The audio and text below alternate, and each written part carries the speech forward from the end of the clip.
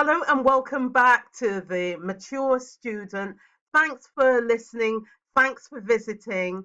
If you're a more mature student and you want information on how the finances are run, what questions to ask, how do I manage my time with all my family responsibilities, my business, my career, home life, marriage, etc. This is the right place for you.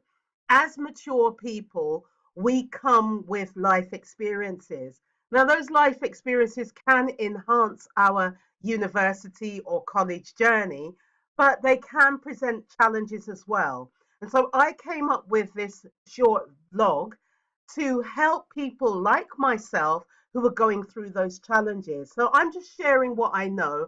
I'm no expert, but I believe that some of the things that I'm sharing with you will really help you. Now, please subscribe to this YouTube channel and tell other people about it as well. The films are only going to be shown through the YouTube channel from now on. So today I'm talking about questions. Why questions? Because people don't ask enough questions, or maybe they don't ask the right questions. So, a couple of reasons why people might procrastinate is because they don't know what to ask, they don't know who to ask, and they're in awe of the lecturers and feel intimidated. So, they don't know who to ask, or they don't know what to ask, I should say. Now, if the question is subject based, I would first read. You cannot avoid reading. So, even if it's in the bite sized chunks that I talked about in my last vlog, and the links below, by the way, if you haven't seen that, the relevant passages or the text need to be read.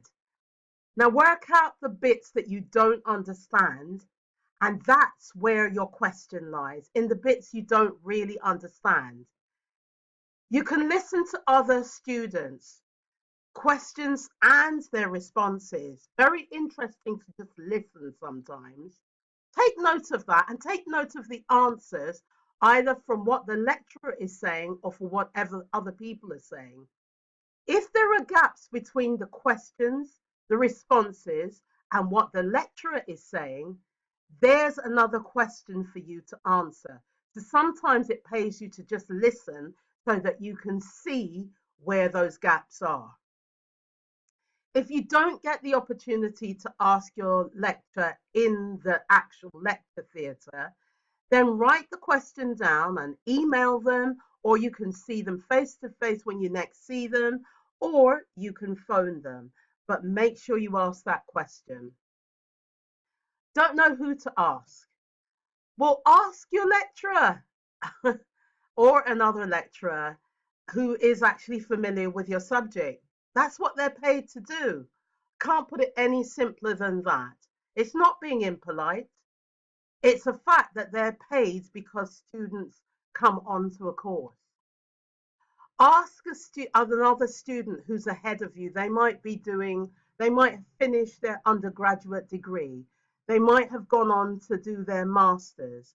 It's general questions, not mechanical questions about your year or your course, but things that they experience themselves. For instance, I asked one of my friends about working with a supervisor and what tips could he give me. And he was brilliant because he'd been through that particular hurdle, if you like. Look at credible sources on the internet. Peer-reviewed journals are very good. Um, Videos by well-respected academics can also help you sometimes, depending on what sort of question you have. You're in awe of the lecturer. Now, some of you might not be able to relate to this, but if you are from certain parts of the diaspora, um, there is this thing about there being a doctor or a professor and perhaps being higher and maybe mightier. Now, it really is great to respect your lecturer as a doctor or as a professor because, after all, they really worked hard for it. But you need to get it into perspective. You should never feel less than anyone else as you bring your own experiences and your own knowledge to the table. In fact, lecturers who are friends of mine have actually said, I've learned as much from the students as they've learned from me. So put that into perspective. Their lecturers are there to help you succeed. Did you know that many of the universities and schools are paid to get results? So if you don't do well, they may get their funding cut. And actually, I have to say another thing. It's a personal pride to a lecturer to know that they've got an A grade student, somebody who's capable of getting a first.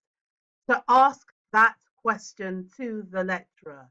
You may not always ask them in the class, there might not be an opportunity, but as I mentioned before, you can always email or phone them or whatever way you can do that. If you see them in the corridor, ask them. They will be willing to help you. Remember, remember, you are paying your school or university fee, which might be a considerable amount of money to pay back. So you must get your money's worth. Now, finally, I want to say, one who asks a question is a fool for 5 minutes.